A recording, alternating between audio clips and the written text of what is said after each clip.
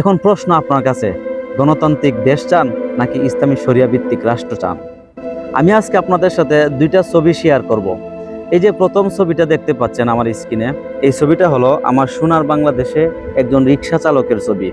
আমার এই রিক্সা চালক ভাইটা তার একমাত্র রিজিকের মাধ্যম রিক্সাটা চুরি হয়ে যাওয়ার ভয়ে তার হাতটাকে রিক্সার সাথে তালাবদ্ধ করে রেখেছে। এই যে দ্বিতীয় ছবিটা দেখতে পাচ্ছেন, এই ছবিটা হলো আফগানিস্তানের একজন মানি এক্সচেঞ্জার বয়ডরহীনভাবে এক্সচেঞ্জ থেকে পলিথিনে করে টাকা নিয়ে বাসায় ফিরছে। কি বুঝলেন ভাই? এটাই হলো গণতান্ত্রিক আর ইসলামী শরিয়া ভিত্তিক রাষ্ট্রের মধ্যে পার্থক্য। আপনি একটা জিনিস লক্ষ্য করে দেখবেন, গণতন্ত্রের সুবিধা পায় নেতা খেতা, সরকারি কর্মকর্তা আর কর্মচারীরা, আর ইসলামী শরিয়া ভিত্তিক রাষ্ট্রের সুবিধা পায় দেশের আনাচে খানাচে থাকা প্রতিটা আপামর জনতা।